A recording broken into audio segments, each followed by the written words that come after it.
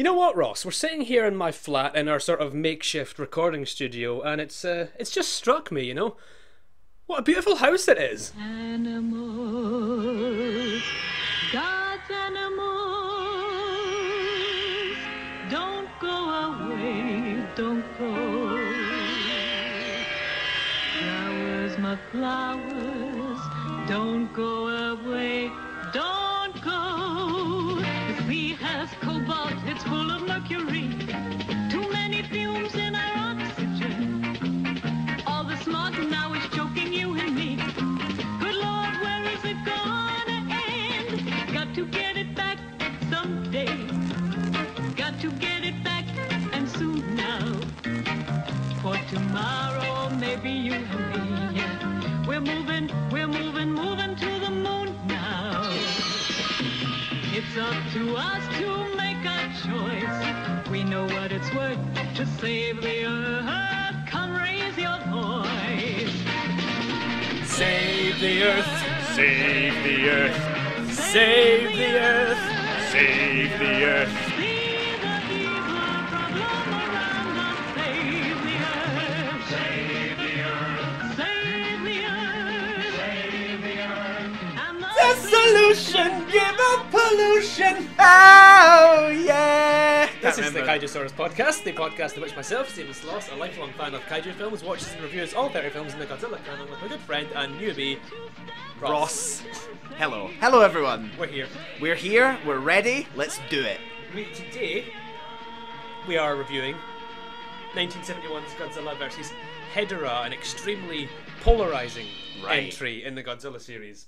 The first film of the 1970s, the directorial debut and series debut of one Yoshimitsu Banno. We are in the 70s now, which is something that very much excites me. We are in 1971, so this is the first... This is the first film of the 70s. And We skipped this- 1970. Yeah. And this is our essentially third decade for Godzilla. Yeah. The first one was Yeah, 1950... 54. 54, there Yeah, we yeah. go. We're in our third decade of Godzilla films. And before, without even getting into it, it shows, which I love. it's not subtle. It's really not, and it's very exciting to go in that direction. So, this is our second film back after what was supposed to be our big finale after, kind of thing. Destroy All Monsters, yeah. But in reality, we really have just been making more Godzilla films without stopping, really. So it's not really, there's not been a change in production schedule, kind of. And it's very interesting considering that this comes off the back of All Monsters Attack / Godzilla's Revenge. But before we get on to all that, the big news in Godzilla fandom these past few weeks, Ross, is the trailer for Godzilla Resurgence, which I showed you. Yes, you and did. I did a little solo podcast talking about it, and I showed you it. What did you think of that? Oh, I thought it looked great. I'm well excited about it. Good. I can't wait to do a podcast about it. In a year's time. In a year's time. But yeah, no, I'm so game. That looks like a lot of fun. Or not fun, but like it looks good. It looks very good. And mostly I'm excited to see what you think about it. Because, you're still the Kaijusaurus expert here. I am, yeah. And to see that you are faced with a Kaijusaurus film that you have not seen, and you must be very excited. I'm sure you guys, the listeners, must be as well. I am. Most of us are. Yeah. As with anything, there's the there's naysayers. but they will be quelled. Let's not dwell. Of course. Back to Godzilla vs. Back Hedorah. to GVH, aka GVTSM. Godzilla versus the Smoke Monster. As it was released in America. Right, okay, well, so we have this new guy. This is Yoshimitsu Banno. This is Do you Yoshimitsu know under what sort of circumstances he was hired? Why? Well, Yoshimitsu Banno was an assistant director for one Akira Kurosawa. Right. Working on films like Throne of Blood and The Bad Sleep Well, The Hidden Fortress and The Lower Depths. A lot of Kurosawa's biggest films. Yeah. And in 1970, Japan hosted the World Expo, sort of a huge expo site where a lot of countries would have pavilions and show off the shit. Yeah, well, yeah, basically. And Banno impressed producer Tomoyuki Tanaka by putting on a very impressive display / installation at what I think was a Toho pavilion. So this led to Banno being offered the next Godzilla gig. But Tanaka, Tomoyuki, producer, was hospitalized during most of the production of this film, Right. lending young Bano almost complete creative control. Right. Okay. There we go. That makes sense.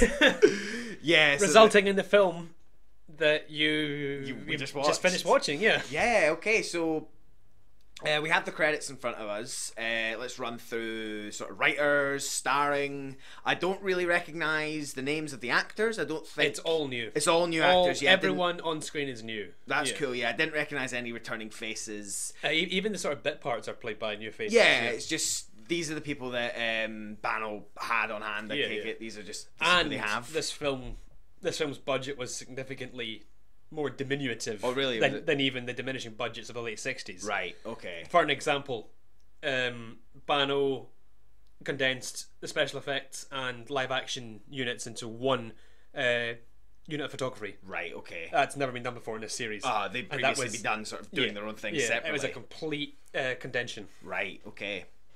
So, yeah, writers, Takeshi Kimura, who has written on the series previously, Destroy All Monsters, etc., known for his slightly more downbeat screenplays, wrote this film, but Bano was a bit unsatisfied, saying there's not a lot of effort been put into it, etc. So Bano had to go to the screenplay himself when he wrote it. And yeah, So- jazzed it up a bit. Yeah, well, yeah, that's That a bit of it, shows. So, and what's surprising is last time we were on the podcast together, All Monsters Attack, you remember I spoke about the Champion Festival and how Yeah. that film debuted there. Uh-huh. So did this Really? at a kids festival. Yeah. Yeah.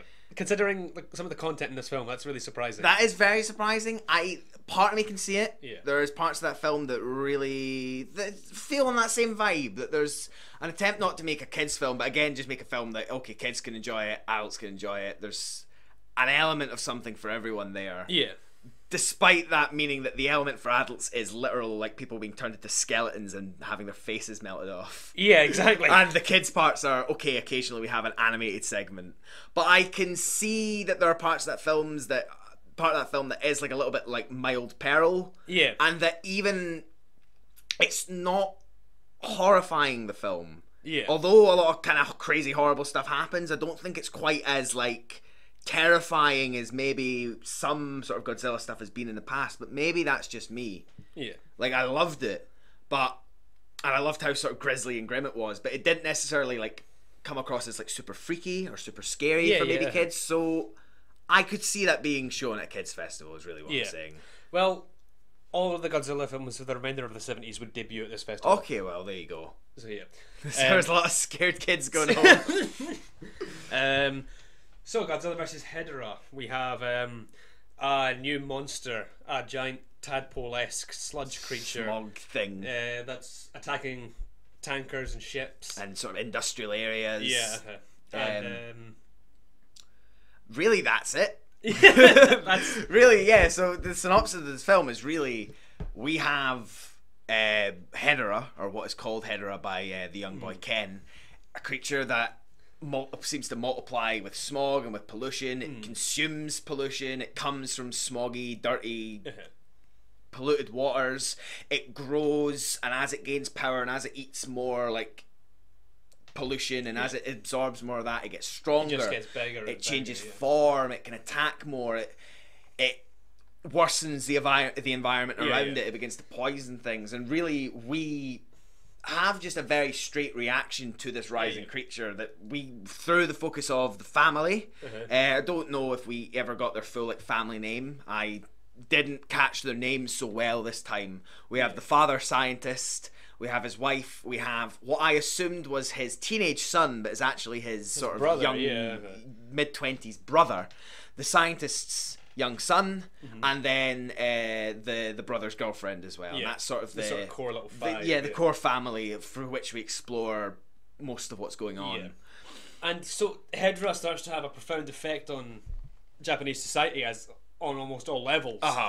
And it gets to a point where, you know, like anti-Hedera oxygen masks are being distributed, and factories are being shut down, and the government is regulating use of vehicles, etc.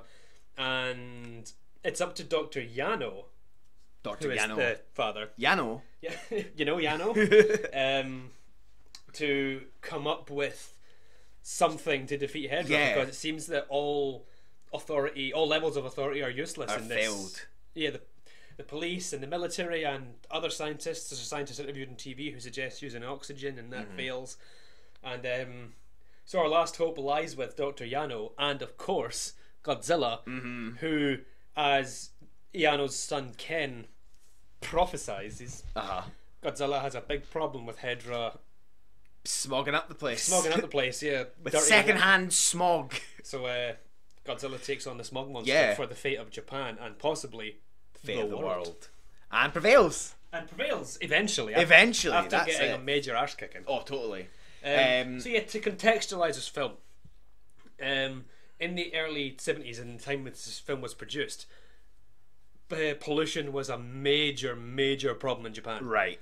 Smog-laden cities. The sort of the images you see in the film are not far off. No. Some of the earlier sequences in the film are actually just lifted from footage of Tokyo. Yeah. Or just larger cities that are just live action shrouded footage, in smog. Yeah.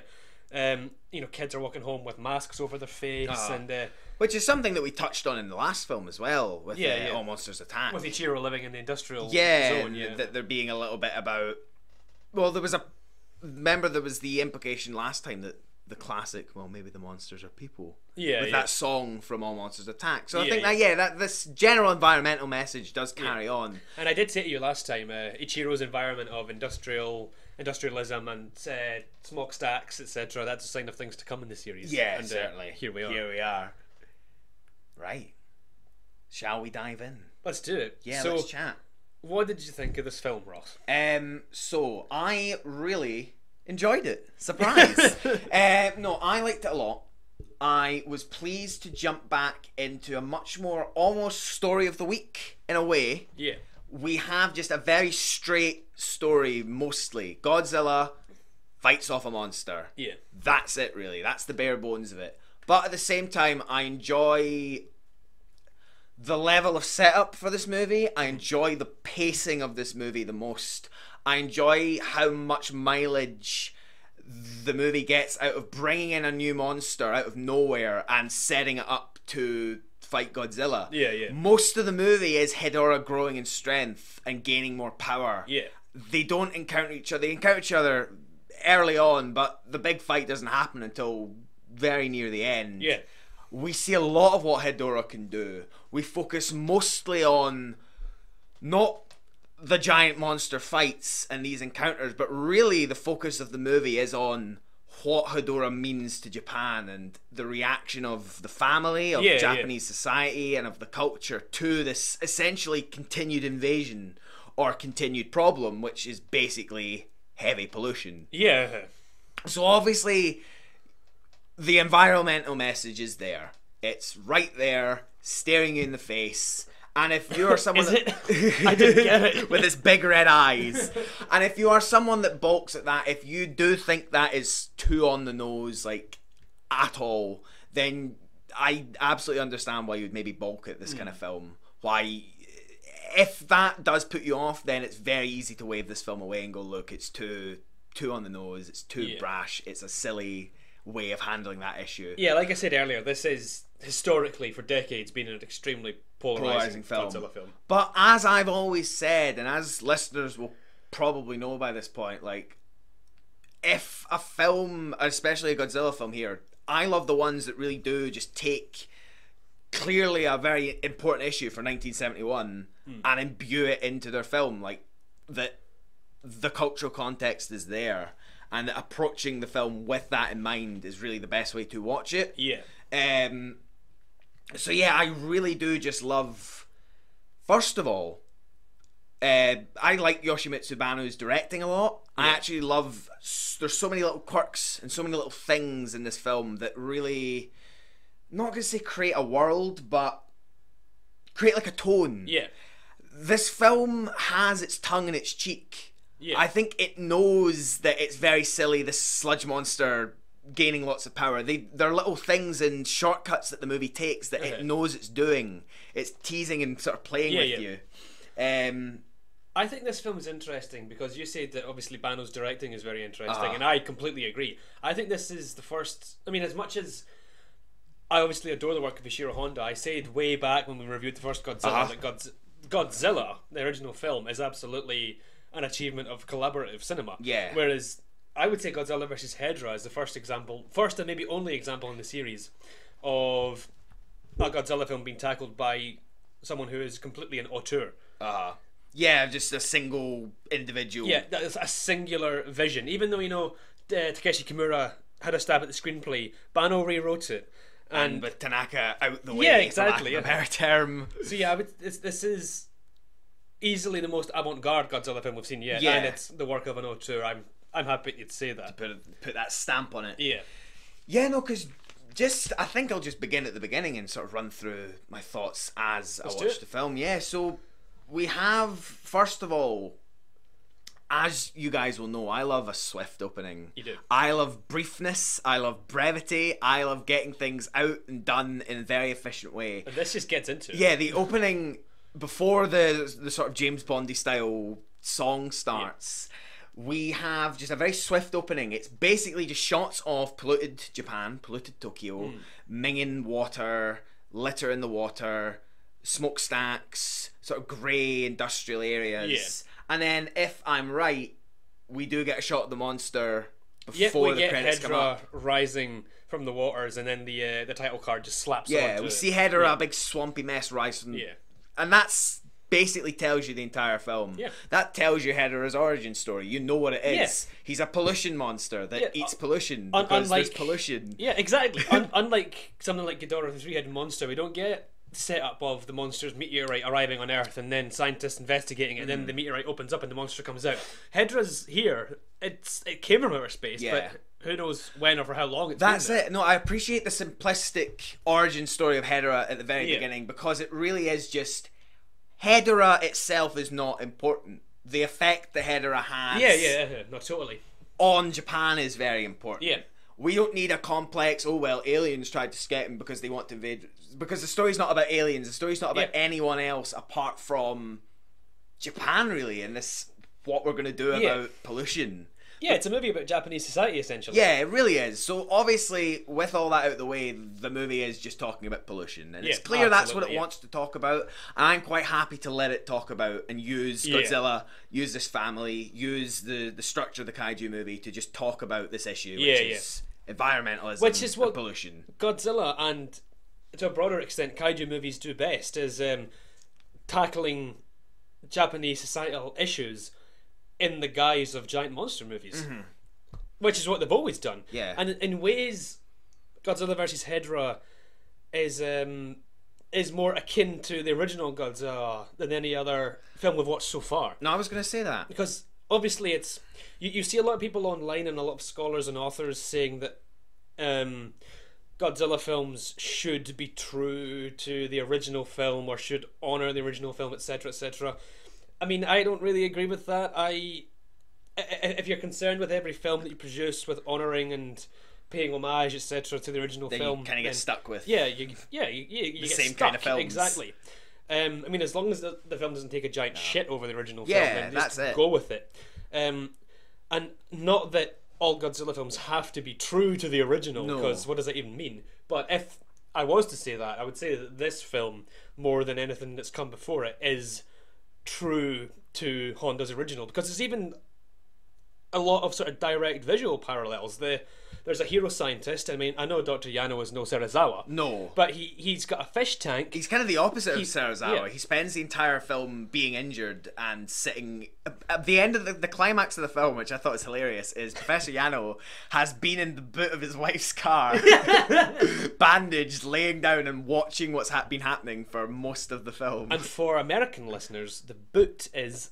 Oh, the trunk. A trunk of a car. The boot of a car. The boot of a car. The boot of a car. Can you not tell my Scottish accent? Is my Scottish accent difficult for you? Oh yes, I just came down from the high road. Anyway, Yano is kind of like Serizawa, but as you said, he's opposite as well. He's got a happy family life. He's got a wife and a kid. But he has a fish tank, much like Serizawa did, that ends with the fish dying and being all skeletal and cloudy. That's and right. It ends with a woman coming through and being shocked at the sight of it. And he ends up being a one-eyed scientist. That's right. He does indeed. He spends a lot of the film, like almost all of the film actually, he spends with half of his face bandaged up, and that's a nice sort of visual parallel with Serizawa. And that leads us on a lot of this podcast is just going to be me saying, and that leads us on to, because I think this whole thing is just going to be a whole train of thought. But Yeah, no, it really is, because... And there's a... Sorry. No, that's it. Basically, to agree with you, there's a lot that's going to spill out here, so let's just fart it all out, and then we can spend the last 10 minutes constructing our argument sort of retroactively. Fart it all out, much like Hedera does. Yes, exactly. So, Dr. Yano's eye injury leads us on to a lot of imagery of eye injuries. During the climactic battle near the start, Hedera farts out a little bit of toxic sludge and it smacks Godzilla in the eye, and he immediately brings his hand up in pain. And for the rest of the film, his eye is seared shut. Yeah. And then later in the film, Godzilla knocks a rock with his tail to distract Hedera. And then when Hedera's distracted, he charges and punches his fist right through Hedera's eye, and that puts Hedera's eye out of commission for the rest of the film. Yeah. And there's also a lot of use of fisheye lenses here. Yeah, totally. Which is super, super cool. Yeah, no, it's most commonly from like Hedera's point of view, isn't it? Hedera's point of view, yeah. Is this weird kind of minging fisheye. There's at least 2 instances of Godzilla punching Hedera framed in a fisheye lens, which looks really cool. It really does. Where am we going from here? So basically, early on in the film, we do not beat about the bush with introducing Hedera and hinting at its origins. The first kind of people to be attacked are water tankers, sort of coastal there's another industrial parallel area. with the original Godzilla. The first people to be aware of the monster and feel the effect of the monster are fishermen. Ah, that's right. Much like in the original. Yeah. And fishermen complaining about the effect that it's having on the fish that they catch. Yeah. In the original, it's there's not a lot of fish going around, and what there is irradiated. And in this one, it's the fish are fucking mutating. Yeah. Into monsters and being polluted and grossified, which is a real word. Grossified. So the Professor Yano, he is attacked. He dives into the water to investigate and is attacked. His son is injured. His hand is injured. Yeah. From there, Hedera does become a sort of national Japanese media news. People are aware of it. They're aware vaguely of the connection to the pollution. It does become apparent as the film goes on.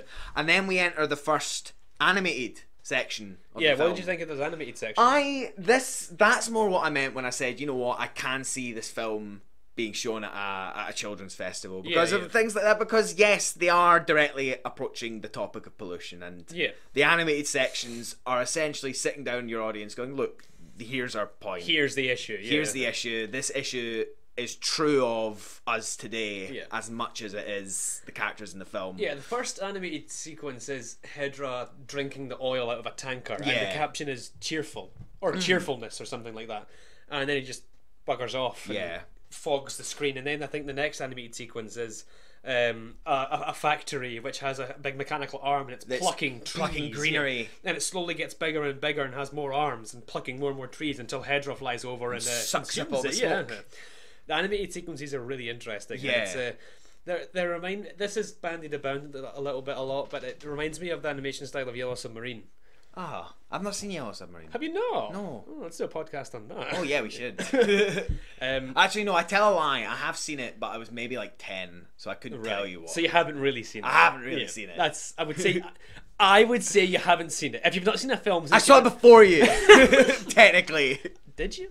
Don't know. Probably. I saw it when I was about 7. Well, and I have it on DVD. Good for you. Wish I had it on Blu-ray, but you know, my sister got me it on Christmas for DVD, and I just have to deal with it. Blame Paul McCartney. It's his fault.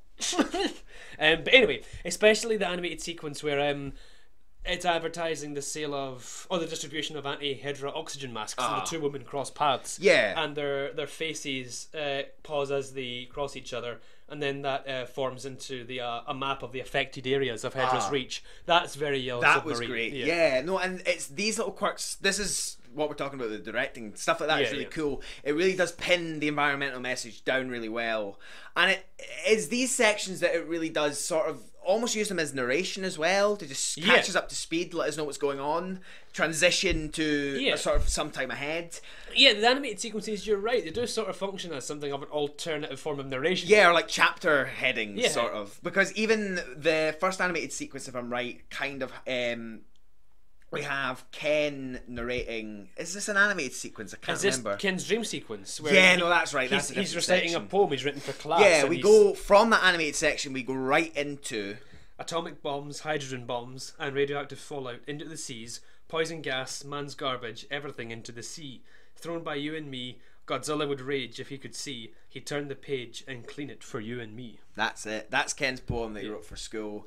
You get this over images of pollution and Sludge in the ocean, sludge and all this. Again, just pinning that message down, doing it much like we did in All Monsters Attack, doing it through Ken, letting Ken be the sort of vessel for this point, and someone that's very innocent but clearly understands what's going on. Yeah, he's aware of what's happening. Yeah, you know, it's very simple for him to recognise. Oh, pollution's a problem. Maybe we should stop polluting. Yeah, exactly. Ken's easy for a kid to realise that. He's not got too much at stake. Yeah, I mean, Ken's a great character though. He's a sharp kid, and even though it's easy to pin him in the same way that a lot of people pin kids in these films, oh, they're annoying and they just wear little shorts and blah blah blah. Ken's a really good character. Yeah, because, Ken. Like you said, he's aware of the problem and the danger of pollution. He does idolize Godzilla, much like Ichiro idolized Minilla, but Ken is also. It's Ken who comes up with the very simple solution. Hedra's made of sludge. Why don't we just dry it out? Mm-hmm. And that in turn leads to Professor Yano's solution. Yeah, exactly. No, certainly, because what I will say is that in this case, it is not so much just a character-driven film. Yeah. It's driven by the plot. Or not even the plot, it's just driven by the circumstances of the invasion. It's driven by basically Hedra's the progression actions. of the pollution. Yeah, the pollution drives the plot, and how bad things get. No, you're right. Is what makes the characters react. But they're really reacting off Hedera. Yeah. So saying that, you know, our kids and Ken and Professor Yano, they're not doing too much, and in a lot of ways they're doing what's required of them by the Kaiju plot. Yeah, you know, the professor always comes up with some big idea. The kid gets involved, gets too close for comfort, especially by the end, and has an innocent sort of view of the things. But they do hold the film up really adequately. Yeah, no, I agree. And progresses through. I like, just on the subject of the family, it was a wee thing I noticed, and I'm trying to figure out where it all clicks together, but one of the first images we get in the opening credits is a grandfather clock submerged in sludge. And it's still ticking, it's still chiming. Yeah, exactly. Back at the house, we hear a nice big, the heavy talks of a grandfather clock. Yeah, yeah. And the chiming as well, which I like. That it's basically just saying that if this keeps up, yeah, this is what's going to become of traditional family life. Yeah, that's it. That this can't hold. Yeah, and that is the idea that kind of comes through this movie, or like the feeling I got is that this can't hold. That Hedera is going to get worse, and that this is only going to get worse. Yeah. And it does leave on a sour note, which we may as well just mention here. Yeah. The possibility of another Hedera. Yeah, the possibility of another Hedera, because although we do destroy Hedera, hooray, hurrah, at no point do we really address the actual issue, which we did establish was the real problem, which was the pollution. Yeah, the industrialized waste. Pollution. Yeah, which we is did still not very do much anything there, about that. In fact, the teens' attempt to, which we'll talk about later on, failed. Again, they tried that hard. That's it. We will talk about that. Because again, I think it's interesting in a way that, you know, I can't even remember the name of it. The one that ended with Godzilla and Minilla freezing. Son of Godzilla. Son of Godzilla. Yeah, yeah. Sorry, everyone. Come on. Don't look at me like this. I thought that was a downer ending. You did, yeah. Despite there being happy for the characters, I thought, in terms of actual cultural context and what the film is saying, downer ending. I think that's true of this one as well. Oh, absolutely, yeah. It's very pessimistic about our response to pollution. Well, let's discuss that ending.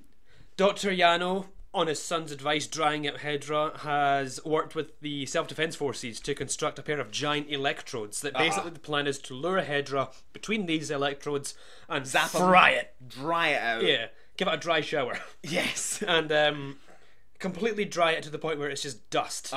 And it can't multiply, it can't go on living. But it's interesting to note, historically, the military are useless in these films, but in this film, Godzilla vs. Hedera, the military is useless in a very, very different way.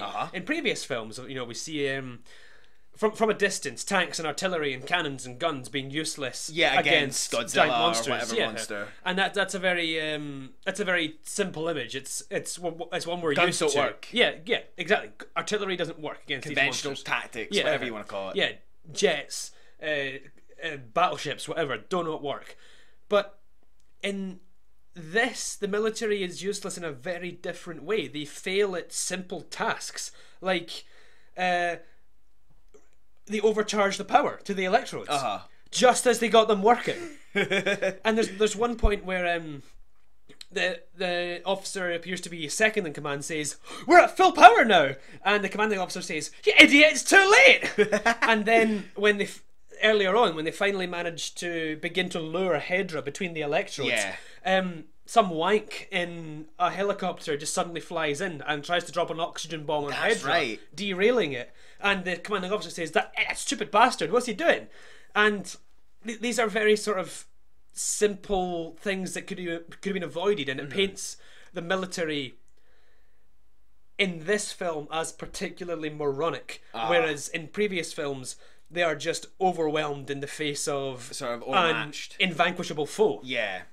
That here the issue really is a level of ignorance, a level of miscommunication, a level of just not understanding the actual issue. Yeah. Like, for example, which applies really to everyone with this whole environmental issue, really. They have a time limit to fix the electrodes. I think at one point they're given 5 minutes, then it's down to 1 minute, then it's down to 30 seconds.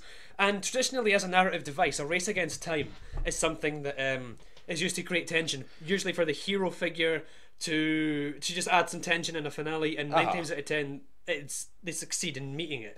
But in this they don't. Yeah, they fail. They fail to meet the race against time, and it's up to Godzilla to power the electrodes using his atomic breath. That's right. And he even, very briefly, I don't know if you saw this, he's holding Hedera. By this point, Godzilla's pinning Hedera between the electrodes and holding him in his grasp.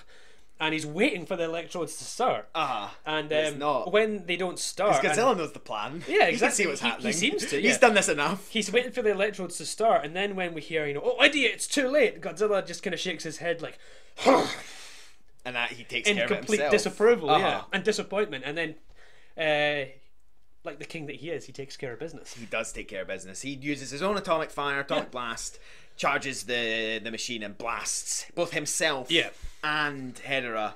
But bringing this discussion back to where we to where we started off this particular part, discussing the finale, after Hedera's being blasted with the electrodes the first time, and after a new Hedera flies away and Godzilla flies after it, we'll get there. Godzilla brings the Hedera back and fries it again with the electrodes. Hedera's done. It's finally defeated. It's nothing but a big pile of dirt. Godzilla begins to walk away in victory, but then he turns right back round, and Richiro Manabe's score just sort of kicks in with a really sort of menacing, sudden piece of music, and Godzilla just sort of stares down the assembled military and scientific forces, and they all just sort of have a moment of they all really get a fright because they think, oh my god, there's one monster defeated, but we all forgot about Godzilla, the one that we thought was on our side the whole time. But he just sort of stares them down, and it's a look of almost disgust and disapproval. And I wrote about this in my university dissertation, Gojira Mon Amour. I compared it to the hero of a spaghetti western, in that it's a great moment of characterization without dialogue. Everything's conveyed in a look. It's a very Blondie, Clint Eastwood moment. Everything's conveyed in a look. It's disgust, it's disappointment, it's a warning. It's saying, I didn't do this for you, and I could quite easily not help. You made this problem yourselves. I wasn't here to help you. I did this because this is a problem for me too. Yeah, exactly. And I could quite easily come over there and kill you all right now. But I'm not going to. So don't annoy me. Don't annoy me. That's and it. And then he sort of walks away in disgust. With it's like the ending of Shane, the Western Shane. Godzilla's just walking away, and there's a kid running after him, going, "Godzilla, Godzilla back! It's like, Shane, come back, Shane!" Godzilla's like, "Nah, I'm all right." But yeah, I could do a whole podcast talking about the parallels between kaiju films and spaghetti westerns as genres, and particularly two of your favorite genres. The character of Godzilla, and how he does share parallels with the traditional hero figures of spaghetti westerns. I mean, But that is totally true, though. And what I was really going to go off on the back of just chatting about Godzilla before we maybe get back to anything else we want to say about how the film wraps up. And but the first time that we see Godzilla, which is in Ken's poem, it's with Ken's narrative. Well, the first time we see Godzilla is against that furious blazing sunset. That's it, yeah. That's gorgeous. That is great, and to me that is the defining image of that mode of Godzilla. You know, I've talked about how watching these films, it's nice that Godzilla gets to operate on very different levels. Sometimes he's a villain, sometimes he's a force of nature. He's an anti-hero or just hero. But most often, and the sort of the most common sort of interpretation by the fans, I guess, or at least the one that you've sort of let me know, or like that I've encountered, is just the one that the image that we all like to think of as being the main Godzilla is just Godzilla the helper, the assistant that comes in, helps us with the situation, whether he likes it or not, and shuts up about it and goes home after. Quite unhappy to do it. He doesn't ask for thanks. He doesn't ask for thanks. He seems quite annoyed having to do it. It's interesting in this one though, because in the last few films we've seen Godzilla sort of acting on behalf of some sort of human agency. Like for example, in Destroy All Monsters, he ultimately acts on behalf of the United Nations. The sort of just the Monsterland Control. And in Ebra Horror of the Deep, he acts on behalf of the good guys, the heroes, and they drive the red bamboo off the island. And in Invasion of Astro Monster, he eventually acts on behalf of the people of Earth. In this, he's not acting on behalf of anyone. No, he's answering for himself. Not recruited by any sort of agency. He simply sees a situation, figures that no one else can do anything about it, quite rightly, and goes to deal with it. So the image of Godzilla in this hot red sunset, the creature that, you know, for Godzilla could go and do anything. He could go away and relax. He's sort of majestic against this red sunset. The music is great. It's very happy-go-lucky. There's that there's the Jew's harp, the that little that instrument to me is quite evocative of like that Godzilla, the Godzilla that is far away from humanity, doing his own thing. And then, but even then, he must go back and just deal with our bullshit. Basically, that's a good surmise of the entire series, isn't it? Because Godzilla having to deal with the bullshit of humanity. Bullshit. But so I felt the characterization of Godzilla in this film I liked a lot. I really liked the way that we have Godzilla as just someone that is dealing with the situation. I loved watching him. What I really like is that I found his fights against Hedorah some of the best that I've seen so far in the Godzilla movies, because it's a very different style of fighting for Godzilla mostly. Godzilla mostly is with creatures his own size, similar body types, and although Hedorah has a form like that, for the most part he's sludge and he flies, and there's very different ways of fighting him. He's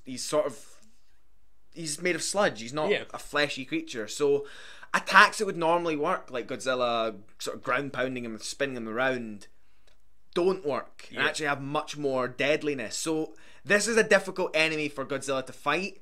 There's much more made about the fact that this is causing destruction as well. We cut to a news piece that tells us the fight between Hedorah and Godzilla alone has killed 35 dead, 81 injured, 300 buildings destroyed. The pieces of Hedorah that have scattered across the city have caused corruption and erosion. And in that fight, the very first fight where Hedorah is sort of sludging his way across Tokyo and Godzilla just steps out of the ocean to deal with it, he does grab him, spin him round and throw him away. But what we cut to immediately is, again, a classic thing that Ross loves, a shot of completely unrelated people, a group of men playing a dice game. They're playing Mahjong. They're playing Mahjong. They're sort of feverishly putting all the pieces together. They're really enjoying their game. There's a sludge plop at the window. They all turn. The sludge comes trailing through. Clearly Hedorah's hit the building, and then the next time we see them, they are dead. They are drowned in sludge, hands, shoes coming out the ground, reaching out of this pool of sludge. It's quite disturbing actually, and it's the first film since the original, which I keep comparing it to show like the real human cost of giant monsters, giant monster fights. In almost every film, from Godzilla Raids Again to All Monsters Attack, the collateral damage of the existence of giant monsters is implied. Yeah. Like, we know there's people inside the jets and then inside the tanks and inside the buildings, but all those deaths are just implied. Whereas in this, we get fucking Ken running up and seeing a skeleton. That's right. A lot of people get turned into skeletons in this movie. We'll talk about the club attack, because that is a great sequence. Yeah, that's but really we'll get there. What I just want to say is that what I'm talking about now is why I like Godzilla against Hedera, and why that's a very challenging fight for Godzilla, but also why Hedera itself is a very good villain. Because of this pollution background, because there's that message essentially drilled into Hedorah, you know, we can't look at Hedorah without clearly understanding it's meant to just be a blanket pollution monster. It means that there is this extra worry that it does leave more destruction. Everything Hedorah touches is corroded, is destroyed, and it means that to fight Ghidorah, to get this sludge everywhere, really does fuck things up. So that's why we get continued updates about the counts, the death counts, the injury toll, which does increase as the film goes on. I think we get a few instances of learning how many people have been killed. Yeah, we certainly do. Later on, by the time that the animated sections have told us people wear masks, we're told that over 30,000 people have been injured over the course of this debacle. And here we go back into the sense that this is normal now. Giant monster attacks, things like pollution. Either we do something about it, or we get used to it. We get used to things being horrible. We get used to more deaths and more injuries. We wear masks on our face. Either we deal with our pollution, or we get used to having to take stupid precautions to deal with it, which is, you know, an obvious parallel, one that's still true today. Absolutely. But anyway, carrying on, the fights with Godzilla and Hedorah are great to watch. You see Godzilla learning new tactics. You know, he's trying to punch through Hedorah. Obviously, Hedorah smokes chimneys and sucks on all this smoke and billows in the sort of smoggy water as well. And by the end of it, he's sort of got these like bulbous little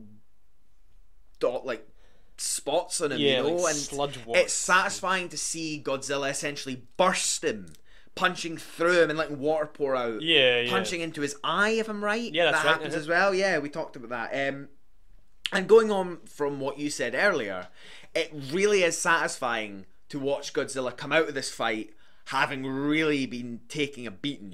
He's got scars from the sludge on his hands, if I'm right. Very similar to what Ken has, which is a nice wee parallel. It is indeed. But also he's lost an eye. He's grievously injured, and you know, and there's dried in blood going down the other side of his face, and it's kind of interesting. Maybe you'll appreciate that. It's fun to have Godzilla and Serizawa both be eyeless in a weird way. That's a fate that happened to him as well. But yeah, he looks like a badass coming out of that.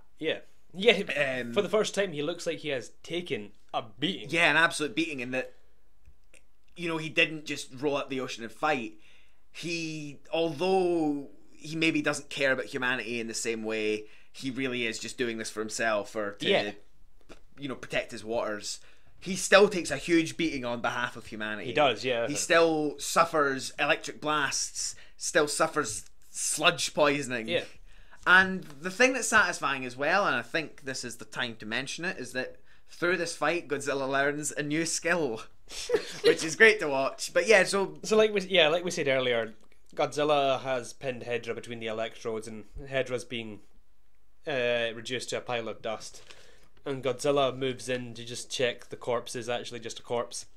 And suddenly, when he kicks it, another Hedera bursts out of the corpse and flies off. And oh shit! And so, an interesting thing happens, and it's the first thing that happens. Godzilla extends his arms in a sort of crane-like position, turns round and blasts his atomic ray onto the ground, and then sort of curls his body up a little bit, and this propels him off the ground, and he flies off after Hedera. And I did say it was a polarizing film. It's true. It really is true. This is the most polarizing moment in a polarizing film. Absolutely. I have no problem with it. I completely acknowledge how stupid in concept it is, and its realization is bad as well. Like it looks okay at the start because Godzilla's breath is still an animated optical effect, but then we cut to this sort of very stiff wire puppet prop just sort of floating, speeding through the air with a physical smoke effect breath. Doesn't look good. It doesn't look good. No. Yeah, I'm inclined to agree with you in that I don't think it necessarily looks good the whole time, but theoretically I'm not against the concept. Yeah. I've always liked the idea of Godzilla going into these fights, fighting a strange array of monsters and coming back with something. So with his time versus Hedorah, he's gained the knowledge of flight. Well, he never uses it again. Exactly. There we go. Cheerio. Godzilla has a vast array of one-time powers, and this is one of them. Is it like when all of Superman's weird powers from like the 30s and 40s, where you could make like a little Superman come out of his hand? Well, I like that just the same. I think for as much as he uses that power, it doesn't really bother me. Yeah, no, I don't. It doesn't ruin the film for me at all. It's fine. You know what? In this, this, some people, but... we have our one-eyed Godzilla. The one-eyed Godzilla, which is now a separate entity unto itself. I take it Godzilla will have two eyes the next time we see him. Yeah. So there we go. One-eyed Godzilla has flight powers, and if ever we see that character again, this is the start of an alternate timeline. Exactly. Right. Well, it's funny you should ask if we see that character ever again, because Yoshimitsu Banno has been very adamant in his desire to make a sequel to this film. Is he still to this day? Is he still around? Oh yeah, he's still alive. Yeah. Sound. Well, I'm so glad you asked. The immediate aftermath of this film did a little bit better than was expected, but still nowhere near the heyday of the 60s, etc. Tomoyuki Tanaka gets out of hospital, sees the film. What have you done? And says to Banno, "You have ruined the Godzilla series." That's so funny, because I get why he would say that, because even there's the weird club sequences. There's that section that's the TV montage that's great, which is that's great, so and you have good. It's almost like the Greek chorus, just everything that we sort of learned in the film being repeated to us, people's opinions and all being shouted out. Yeah. Sequences sort of like that. Horrible media frenzy. And there's one image of a baby being drowned in sludge. Screaming, yeah. I love that. But I see why Mr. Tanaka would come out of hospital. Yeah, if you came off the back of All Monsters Attack and then came into this. Yeah. In the last episode with us together, I spoke about examples of tonal whiplash in the Godzilla series, and I said that in comparison to Destroy All Monsters to All Monsters Attack. But if you want to take it to All Monsters Attack to Godzilla vs. Hedera, that's an even more extreme example. It's true. There are some pretty grim stuff in this movie, like we talked about. I'm a construction worker high up on some scaffolding, sees Hedera flying towards him from afar and screams and jumps because he knows he's dead anyway. And he's bones before he hits the ground. That's right. And then Hedorah passes through the building, and just as predicted, it crumbles, it collapses. It collapses into itself in a completely silent moment, which is hauntingly beautiful. I love so much about the things this film chooses to be. Exactly. And that's the thing, it is deciding to do this. Like I said, there is an element of tongue-in-cheek, and at the same time an element of starkly going, look, we're talking about pollution here, what do you want me to do? Yeah, it's interesting, because as polarizing as it is, and if you do hate this film, you cannot deny it that it's original and it's creative and it's something goddamn new. In a series that was admittedly becoming increasingly in need of something new. Yeah, no, I agree that this is a nice way of continuing on. Okay, a monster attacks Japan and Godzilla comes in to save it. Yeah. I appreciate that the pollution angle and the sort of full-on continued progress of the invasion angle gives it a different feeling. Yeah. You know, we're dealing with a very simple issue and watching it progress. So I felt, had this been a bit more of a traditional, Hedorah has some sort of alien background, or there's some sort of intention that he has a plan, or he's being used for something, and there's greater plots beyond it. like I said last time with All Monsters Attack, it's nice to have a bit of a rest from a usual style of Godzilla film, and I think totally. Godzilla vs. Hedorah does many of the same things that a classic Godzilla Comes to Save the Day movie does, but with this element of shorthand, with this environmental message, it's very streamlined, it's very punctual, it knows what it's trying to say, and it's getting it out there as quick as it can. But carrying on to Mr. Tanaka, well, and his reaction. This shut down Yoshimitsu Banno's plans for a sequel. Right. He wanted to make a direct sequel to this film immediately. Which was what the ending was hinting at, and yet another one. Mm-hmm. He wanted to set it in Africa, where Godzilla battles a new Hedera. But obviously that didn't. Yeah. You don't know that, but it didn't happen. Well, there we go. Suffice to say, it did not happen. I mean, that would have been grand. It's funny because either when he was in hospital or just after he got out, Tanaka phones up Ishiro Honda and asks him to have a look at the rough cut of the film, just to sort of guide it on its way a little bit. I don't actually know how much influence Ishiro Honda had in the final product. There's rumours that he may or may not have directed a few scenes here and there. Yeah. But it's Banno's film. Yeah, it's Banno's film. And we can see that just from watching it.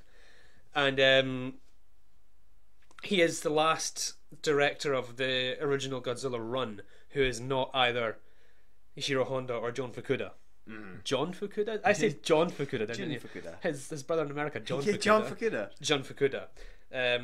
Between them, they handle the rest of the series until the end of the first run, which increasingly put it back into its sort of safety net and eventually killed it off for a decade. Well, there we go. So, you know.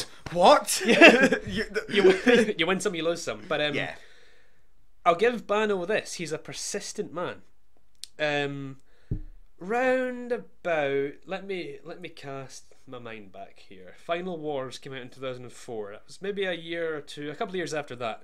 Rumours sprung up about Yoshimitsu Banno, who no one's heard from in about 30 years, wanting to produce a 40-minute IMAX 3D Godzilla film called Godzilla 3D to the Max. Absolutely. That's a title. That is a title. I don't know what capacity this would have been shown on, but 40 minutes suggests to me 40 minutes IMAX in 3D suggests to me theme parks. Yeah. Anyway, it didn't happen, suffice to say. No. But this new Godzilla 3D to the Max would have entailed Godzilla fighting a new form of Hedorah called Deathra.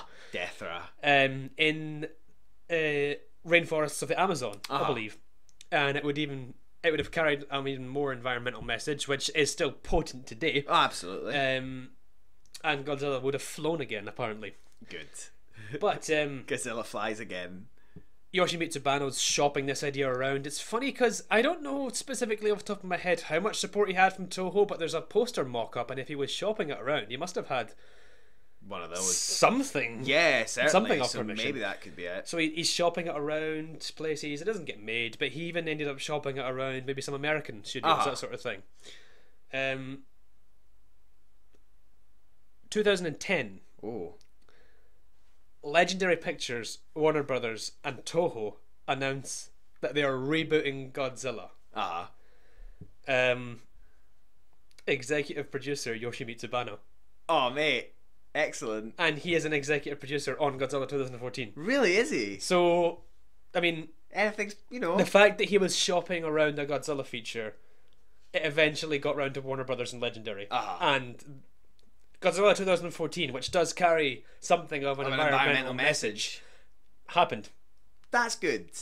That's very nice. That's great, isn't it? That's very fitting. I feel quite fulfilled knowing that. Yeah. And he is currently writing or has written a book about his experiences making this film. It's a Kindle book, about his experiences making this film and just what he's done before and since. And I believe he mentioned that there's an English language version coming out. I don't know if it's out yet, but I want to read that. After this, he never directed a feature again, or at least for Toho. He did some other assistant director stuff. I believe he was assistant director on a 1974 film, a 1974 disaster film called Prophecies of Nostradamus, which is since on a self-imposed ban from Toho. But that's a story for another day. That's another podcast. But why though? It portrayed survivors of nuclear war as mutated Well, mutants. understandable. And this attracted negative attention from totally. a no-nukes group, which, That you makes know, sense. I like the film very much. Obviously, I've seen it. I like the film Of course. very... How? Naughty. I planned a heist at the Toho.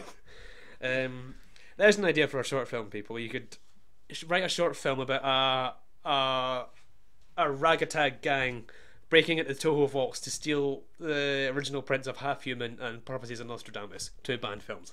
Anyway, Carry and on. it's a very good film, but when you watch it, you're like, okay, fair enough. Yeah, fair enough. like, oh my god, fair enough. Yeah, fair enough. That's so okay. But That's the film so is funny. also very Bano-esque. So, Yeah.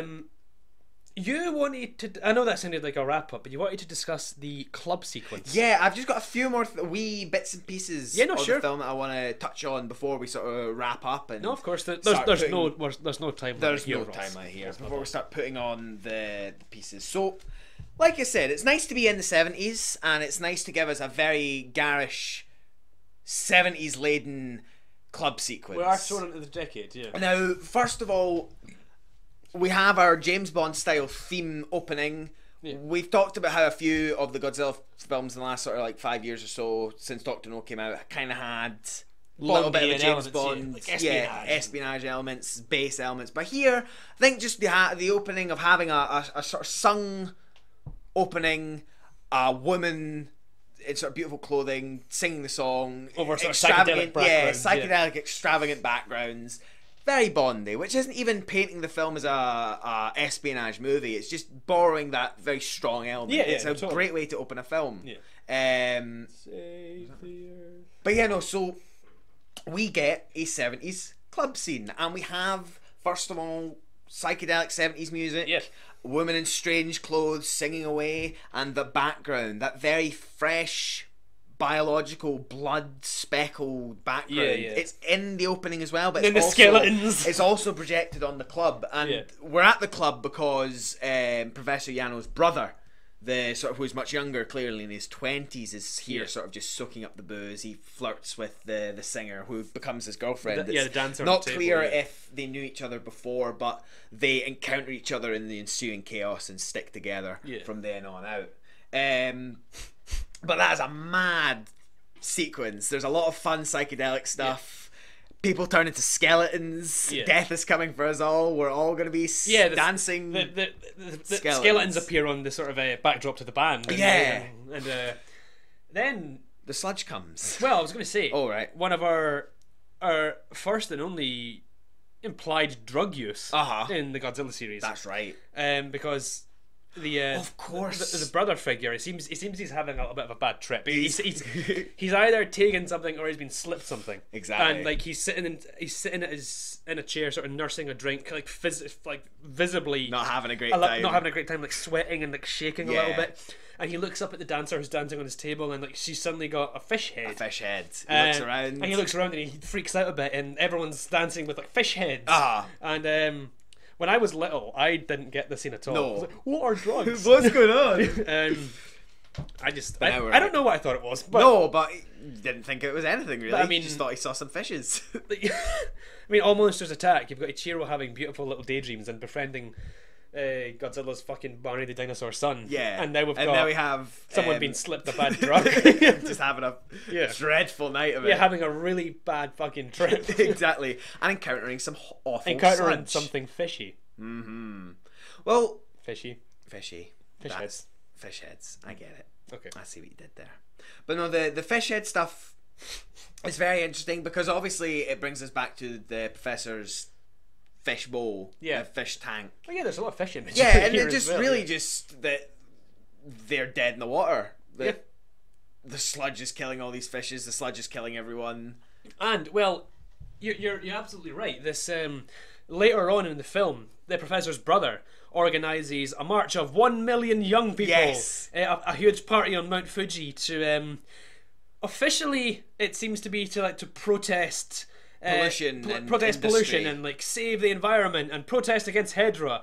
To me, it seems like they're all saying, you know what, we know we're gonna die. Let's have a big We're party. screwed. Let's go fucking enjoy ourselves before we die. Yeah. Well, at And- the very least, that is clearly what it turns into. It starts. That sequence is really beautifully shot, and that's another Bano sequence. Yep. That really just eases you in. We see, first of all, it's just sort of fields and countryside roads. Yeah. At the foothills of Mount Fuji. And they're all driving up to it despite the restriction on vehicles. Yeah, exactly. Wasting Fucking petrol. idiots. Beautiful sort of guitar music. Yeah. We have the professor's brother, his girlfriend, and all these youngins just sitting in the reeds, playing in the guitar.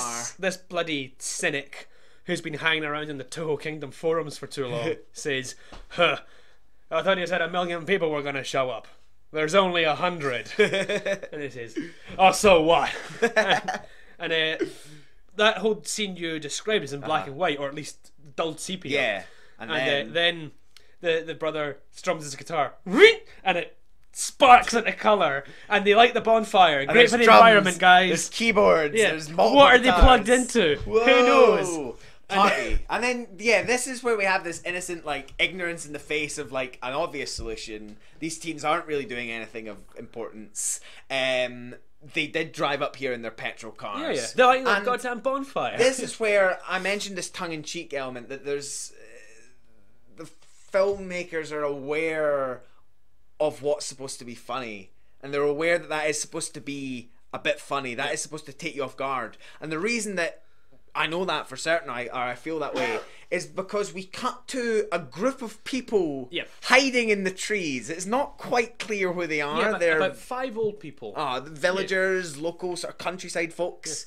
They look Ghost spirits. They kind of got makeup. They're obscured in the leaves. They're obscured in the hay and the leaves, and their faces are sort of grey and dulled blue. They're sort of devoid of colour, and they're staring at the young people partying with, what's going on with here? like complete ambivalence. Yeah, that's it. And you can read a lot into that, but the fact that we just cut from a ridiculous 70s bright dance rock sequence in the face of apocalypse to a group of ambiguous people of the past, of farmers, of anything, whatever you want that to be, I think is really funny. I think that was a funny shot. I laughed a lot when I saw it. It is funny, but it takes you I out also of it. really like it as No, well. me too. It's a strong shot, and it hits that point that what these teens are doing is not effective. Yeah, they're being... I don't want to sound like an old grump here, because really it's that group we should be identifying with. Absolutely. But, they're kind of just acting like a bunch of fannies, aren't they? Yeah, they really are. They're really not helping. Fanny, Scottish slang for, numpties. Numpties, yeah. Scottish slang for silly people. Silly people acting like a bunch of bloody fools. Bloody fools. And, anyway, Fanny means different things in America and Britain. Yeah. Especially Scotland. Anyway, Hedra's eyes look like a fanny.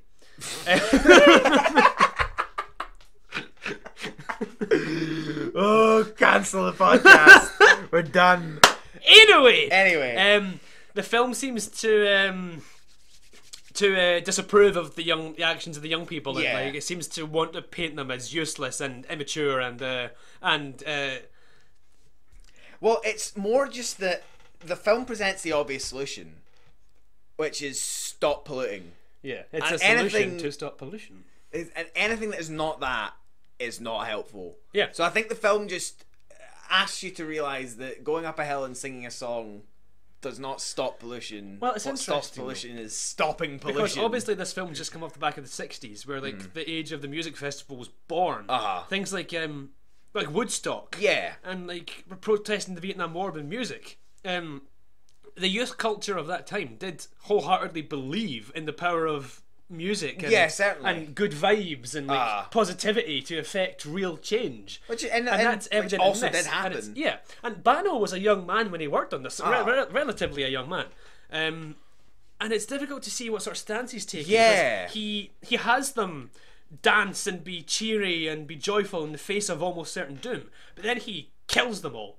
He has Hedera kill them all because they put up a last ditch effort. For some reason the brother decides to start throwing flame torches at Hedera, which look like matches compared to Hedera. Yeah. And then the brother gets a spurt of sludge in his face, and he's dead. And everyone else is dead, bar Ken and the girlfriend and about half a dozen others. Gone. Punished. Yeah, that's it. Dead. Well, because clearly Whereas the old ghastly spirit looking Survive people, and watch on. Yeah, they survive, and they watch Godzilla fly after Hedera. They survive. I love the ambiguity of those characters, Yeah. and we could probably sit and chat for like an hour about what we think's going on with Oh, those. I've lay awake at night Wondering thinking who they are. about what. Yeah, Who the fuck they are? Yeah. No, because little things I'd like even- that do yeah. just strike chords with me, Yeah. like little bits of ambiguity that can just sit with you, and something like Yeah. that can just sit with me. And this film was rife with moments like that because Uh-huh. it's easy to just interpret. I mean, I've interpreted it in the past as that moment. You know, it's old Japan looking disapprovingly at the culture of new and young Japan. Uh-huh. And these are the people that fought in World War II and died. And now that these young kids are just having a stupid fucking party in the face of certain doom. They're not rising up. They're not meeting the challenge. Yeah, I mean, and that's totally one way of reading it. Yeah. There's another way. For me, it's not like I watch the film and go, "Oh, those stupid teenagers." I would never exactly. do something like that. For me, it's just that is an important thing to do. Yeah. I think that keeping that culture up and standing together and saying your message out loud is really important. But I think in the end they're failed. The teenagers are failed. They die because they're failed, because yes, their movement and message is really important, but I do think at the end of the day they don't have the support of society to stop pollution, to actually cease the dangerous practices that we're doing in this film that clearly caused Hedorah, and as the film basically tells us at the end, will cause Hedorah again. Yeah. It's funny because like even the media doesn't show up to cover the dance party. Yeah, or that's anything. it. And they fail even at the most basic level. Oh, you said there was going to be 1 million people. There's only 100. Mm-hmm. You can't even organise a goddamn end of the world party. Well, they tried. At least they did something. So yeah, do you have anything else you wish to discuss? Just very briefly, I want to pass through. Let's see. Well, literally, not even a thing I want to discuss. Just three brief sections of filmmaking again from Bano that I enjoyed quite a lot. First being when Ken is chatting to his father, the professor, and this is about the only time in the film when we touch on Hedorah's potentially what's the word? Space origins. Extraterrestrial origins. And Cosmic. the cosmic origins. And we have this beautiful sequence that just almost like a slideshow just shows us the different planets and the different galaxies and star systems. I think fictional ones with very strange names. I can't remember them, but I'll post a photo set. Oh, that'd be on the grand. blog. Over a conversation, a very nice father-son conversation between Ken and Professor Yano. Uh-huh. And I love that very much. It reminds me of something that Wes Anderson would do or something like that. Yeah, Just a very good directorial touch. Well, coming off the back of that, Ken and his father's relationship is quite lovely. It's really nice because they have a mutual respect. They seem very, very close to each other. Yeah. And Professor Yano actively listens to Ken. That's it, and it's a nice contrast from All Monsters Attack last time, where Shiro's family, both his parents are working, and because they are working, they do not have the time to see him. They have to work. Clearly, Ken's family are a lot more comfortable. His dad's a scientist. They have a nice house in the countryside. Ken is privileged. Ken has privilege. He's got Godzilla toys. So does Ashiro though. No, Ashiro has like shitty He has vacuum tubes. That's right. He has like crappy toys. Do you think Ichiro and Ken go to the same school? And Ken comes in and says, "Look what you toy I got," and then Ichiro chucks a can of paint over him. Yeah, exactly. Yeah, Ashiro's a dick. Because Ashiro's now bullying Ken. The title changed. Oh dear. Stop us, we're dreadful. Someone write a short story about that. Please do. So another little directorial touch. Ken and his uncle and his uncle's sister. Is it a sister? Girlfriend. His would-be auntie. All on the roller coaster, enjoying a day out at the roller coaster. Oh, yeah. That sequence is great. Catching Godzilla just so slightly gave me chills. You felt very much in that moment of just you're on a roller coaster and you see Godzilla in the distance, and before you know it, he's gone. You're gone. You can't You can't immediately get off. You Yeah, can't you're immediately do stuck something on this about it. roller Yeah. coaster.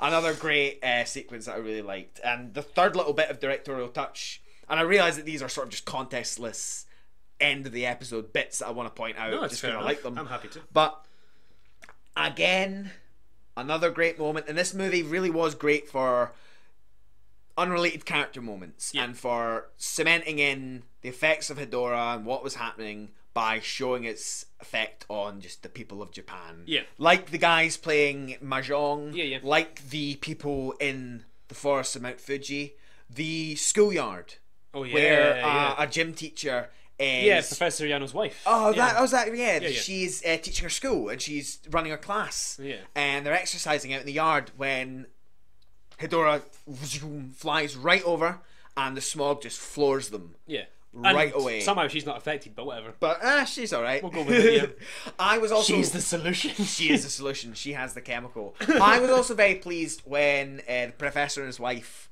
near the end of the film, resolved to drive right into the heart of things and deal with the situation. Yeah.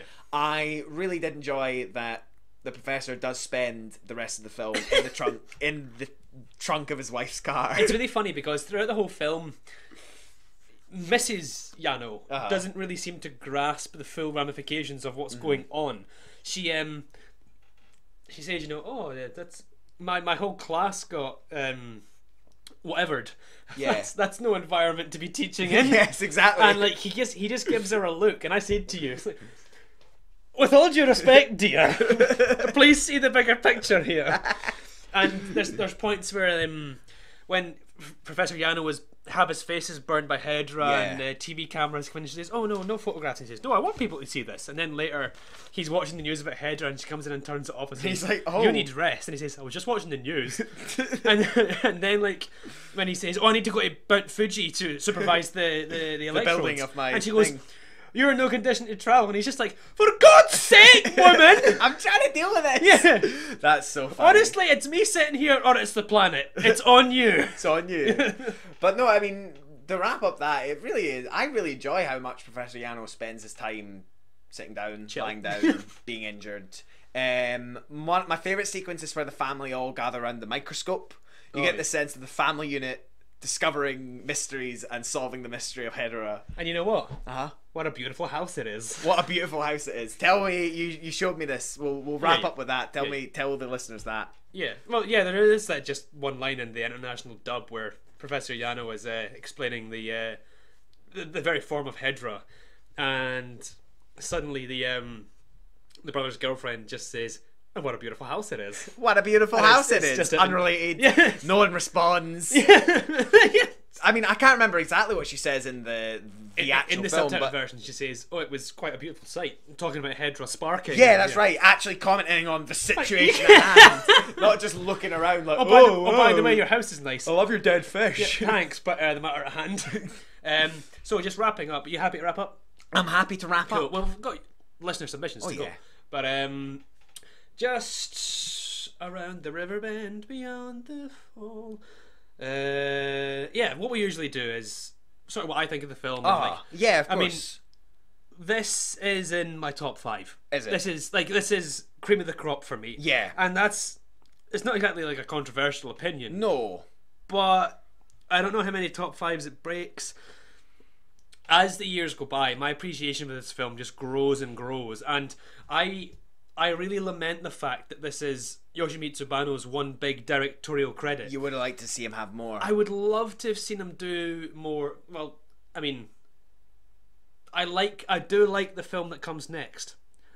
Would I have chosen it over Yoshimitsu Banno's Godzilla vs. Hedorah 2? Probably not. No. But, you know, this is Banno's film. This is all he's really known for. I kind of lament it in the same way that the director Robin Hardy is only really known for directing The Wicker Man. And Bruce Robinson is only really known for directing Withnail and I. Banno, Bruce Robinson and Robin Hardy are 3 filmmakers with like supremely excellent films under their belt, but they've done next to nothing else. Or nothing. Hardy and Robinson have done other films, but nothing of the same success. Or nothing of the same success, same support, and yeah, exactly, and nothing that's of the same acclaim, and nothing of the same sort of appreciation, and basically they're one-trick ponies. Yeah, but Bano being a one-trick pony was imposed on him by Tanaka. In a way, I have huge respect for Tanaka, and mixed feelings about the whole affair. But I guess if Tomoyuki Tanaka wasn't a huge fan of it, you can see his, why he was maybe not invited. It was his franchise, but I would have loved to see more work by Bano, outside of the kaiju genre. Or within it, whatever. I really, really like this film. This is a solid 4-star affair for me. My problem with it is I feel it grinds to something of a halt when we reach Mount Fuji. Because before that, we've got the incredible experimental sequences. It's breakneck. It's like it's almost like a media frenzy. And we're trying so much stuff. We're going so many different places. We're jumping to and from. There's the animation sequences. There's the music. There's the songs. Songs like the appearance of Hedera on land for the first time is accompanied by a goddamn song for the first time. That's great. And there's the sequence that symbolises a media frenzy. Everyone's saying, "Give it oxygen, that'll do it," and all these voices saying, "Oh, there's nothing can live in the water anymore." And then all the voices just overlap on top of each other, over and above a baby crying, and then it all overlaps into just noise and static and colours. I love that. But by the time we get to Mount Fuji, we're sort of in a classic Godzilla situation. We still get interesting stuff, like the fisheye lenses but the monsters coming over the hill, the military have their equipment set up. Totally. Godzilla knows his plan. Hopefully it'll work. Cool. They fight. But I really like this film. It probably does break top 5. Probably 5th on my top 5, but top 5. Still there. I really, really like this film. That's good. And the fandom at large, it's still polarising, I believe. For me, definitely a strong film. Definitely. And I'm in no position to start compiling top 5s and top 10s. I did promise you I would do that once, but that's fine. Well, I think at one point... We'll do that 20 films in. It would be fun at one point when I'm ready to do sort of recap or I would like to recap and review. It'd be fun to do a recap episode once we reach the end of the first series. That would be grand. And as you guys already could tell, I'm already losing the titles of the Godzilla films. I've seen 11 of these now. Cut me some slack. That's fair. But no, I thought it was a very strong film, and the reasons I like it a lot. It's one, I could see myself having this up there. For me, I appreciate the pacing, the way that the information is conveyed. I appreciate the world it builds. I appreciate the directorial touches. It's things like that. I find it one of the stronger characterizations of Godzilla for me personally.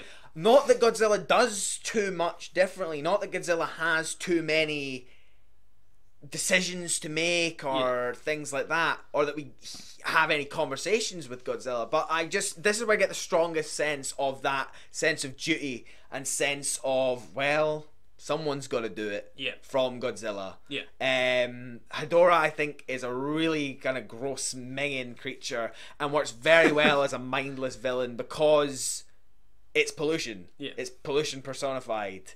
And that means that the effects of pollution are very real, and that means that when those same effects happen, albeit at a much sort of heightened level, it's very affecting. Because more or less the same shit happens. Really does. Ice blasts are one thing. Atomic fire is one thing. Ice again. Atomic fire is one thing. But smog, pollution, skin poisoning, having your skin burnt by chemicals, those are very real fears. Frighteningly. Those are very frightening. So I think it works on that level to me, of just Hedorah's effect being very visceral and very like, oh, I don't want to touch that. Like, I don't want to touch the sludge. I see the sludge and I see the smouldering in the smoke.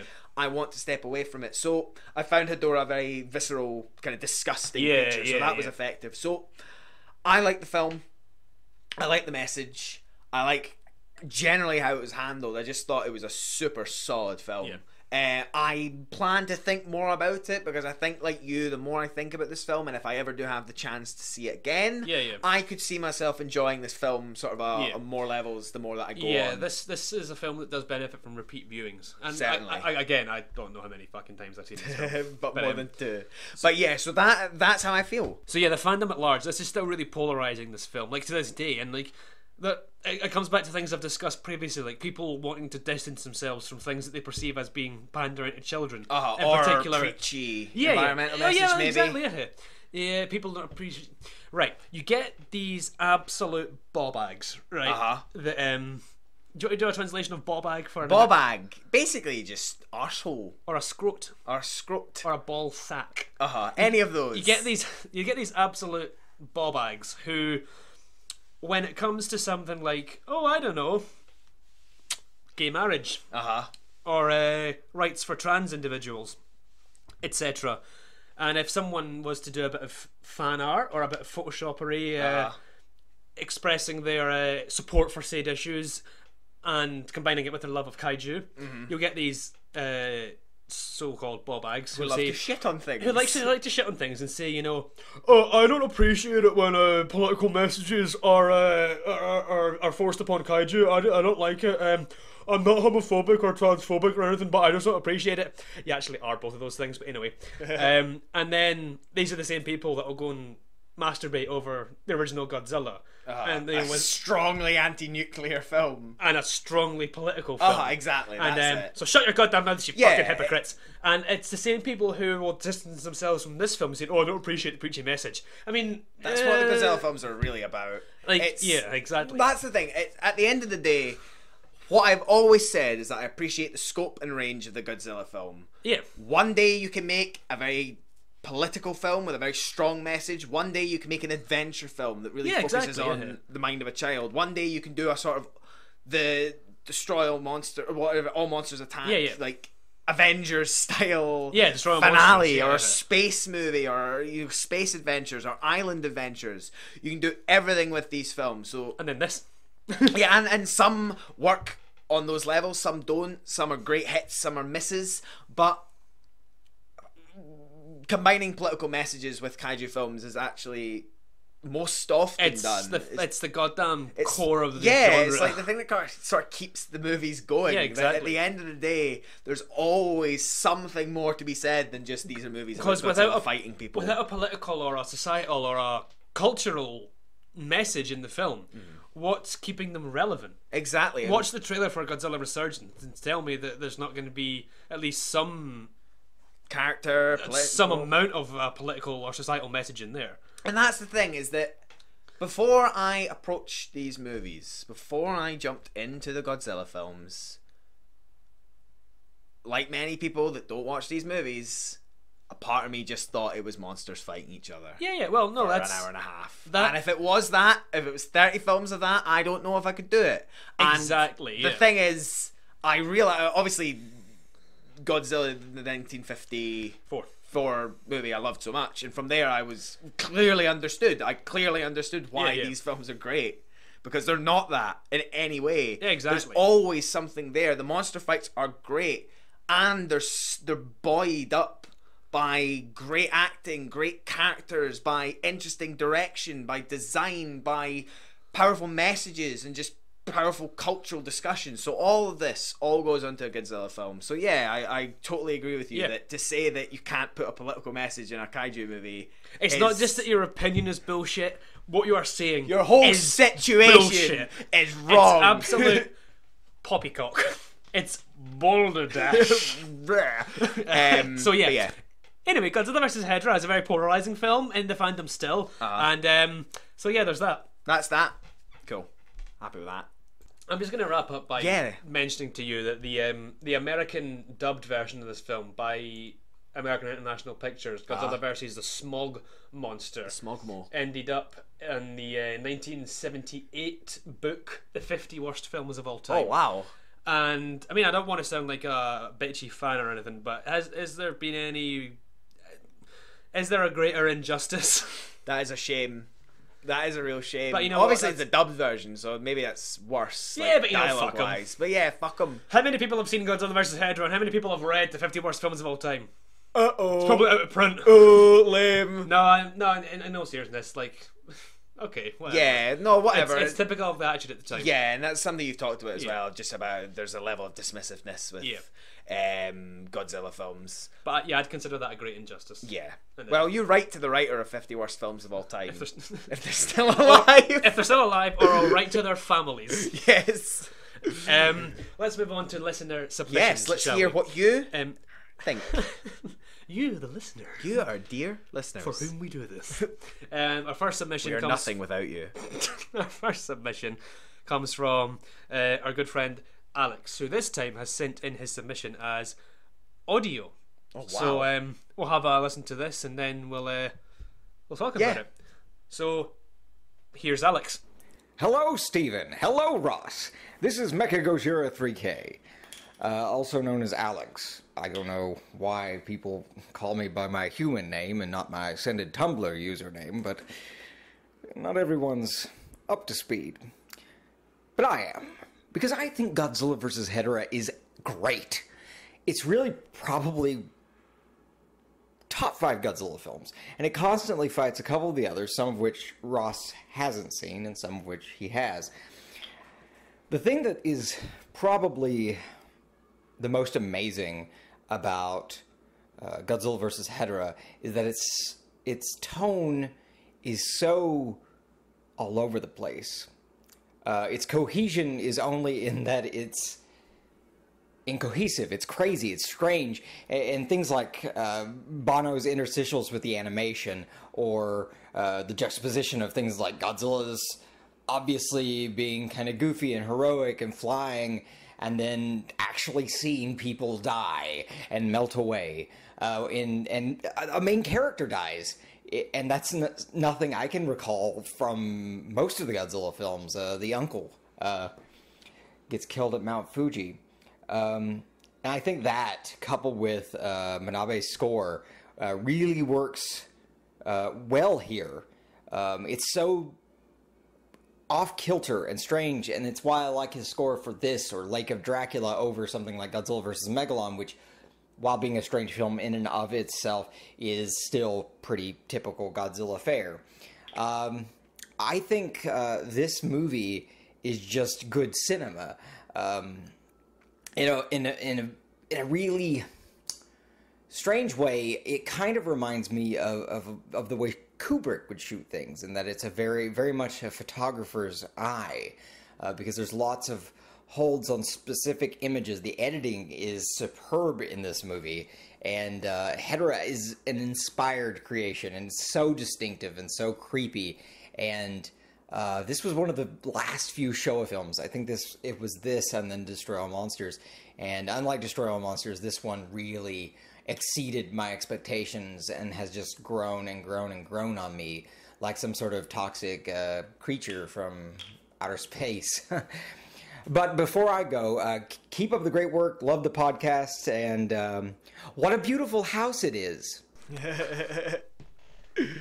Thank you, Alex. Thank you, Alex. Yeah, I think you nailed it right in the head. That's very similar to, I think, what we have both been saying, really. And I particularly like to comment about the comparison to Stanley Kubrick, and totally. Seeing it through the eye of a photographer. Because you're right, he does hold several images for a little...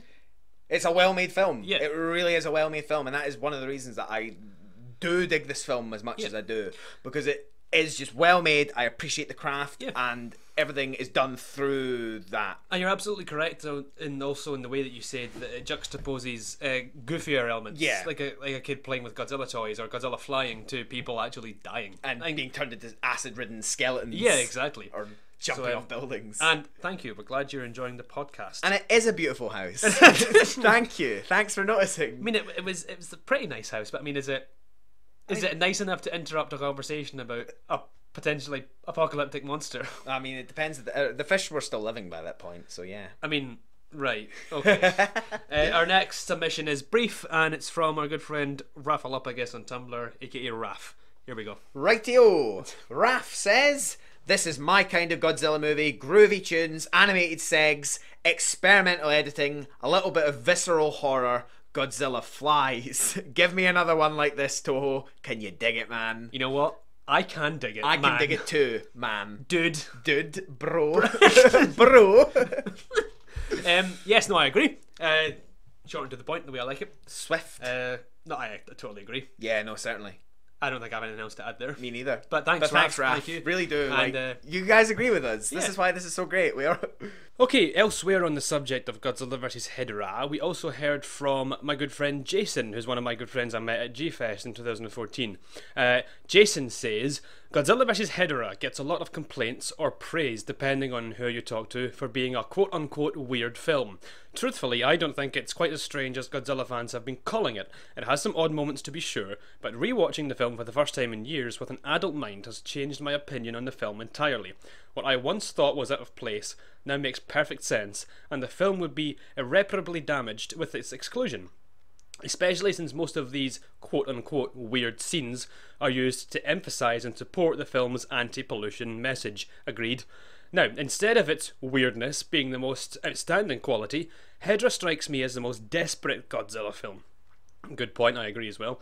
It relentlessly shoves its message into the audience's face, pleading with them to acknowledge it and do something about it. It speaks volumes for just how scared director Banno and the rest of the crew were of Japan's pollution problem and its effect on the future. Very well put, and I very much agree with pretty much everything Jason said there. On Tumblr, Jason is a highly radioactive nerd, and I will put a link to that in the show notes. Okay, outside of the subject of Godzilla vs. Hedera, we have also heard from Jace Short. Jace says, wow, I'm so glad I found your podcast. I listen to the Kaiju cast religiously and have also been on Kaiju 101. I appreciate your unabashed defense of the new trailer. That was the Godzilla Resurgence trailer review episode, which I did by myself. Thank you for that. All too often folks apologise for their fandoms or spend their time putting distance between themselves and that love. Jace says they used to, but one of the greatest lessons I learned is that you can have serious critiques and embracing something. It's a major theme of my work in the philosophy of cultural expression. And Jace was good enough to link us to some of their work. There's a couple of articles, one titled The Theory and Appeal of Giant Monsters, and a King Kong retrospective, and an article on Weird Kaiju. And I will be sure to have a link to those in the show notes for this episode because they're all very excellent and well written, and I think they're definitely worth a read. So thank you very much, Jace. We're glad you found the podcast, and we're glad you're enjoying it. So Ross, up next. Unless you have anything else to I have nothing more to say. I'm done with this film. I'm ready to look to the road ahead. Next up, we have a film called Godzilla vs. Gigan. Cool. Who's Gigan? I'll find out soon. And we welcome back to the director's chair, Mr. Jun Fukuda. Right. Good, I like Jun. Who we'll have for the next 3 films. Okay, that'll be exciting. Yeah. A 3-film run. He's a good chap. Because I quite like when we jump into films. I quite like when the same director has the films for a few times because you start to see what they keep going back to. You see the wells that they like to use. You see a development maybe of a theme or of a style of plot line that goes from film to film. So that'll be fun. Fukuda's next couple of films are different from his 60s films. Yeah, so we'll see. And we'll see how that goes. Further into the 70s we go, the more we'll actually be exploring Godzilla's other appearances outside of film. Right. So, but I'll leave it there. Okay, I'm not quite sure what that means. Well, Toho also had a TV. Right. Okay. TV section. So that's grand. So we'll get there. We'll get there. So yeah, Godzilla vs. Gigan is next. Okay. And as always, you can find us on Tumblr, tumblr.com. No, actually not. Sorry, Kaijusaurus.tumblr.com, the blog from which this podcast is spun off. We're both on Twitter. I'm at Steven Scrivello. Ross is at Roz Menzies. SoundCloud is where the podcast is at home. SoundCloud.com/Kaijusaurus. Head over there if you're on SoundCloud. SoundCloud. Subscribe to us. We are on iTunes. If you feel generous or if you're enjoying the show, please do head over there and give us a rating and a review. And please do subscribe. It does mean a lot, and we read every single submission and try and read out as many as we can as well. And it does mean a lot, so thank you everyone. And I think that's all our social media nonsense done. Yeah. So, I mean, what a beautiful house this is. What a beautiful house this is. And you all, dear listeners, have beautiful homes. And look around your current surroundings and just think to yourself, what a beautiful house this is. What a beautiful house this is. And remember, save the earth. See you soon. Come raise your voice. Bye-bye. Bye.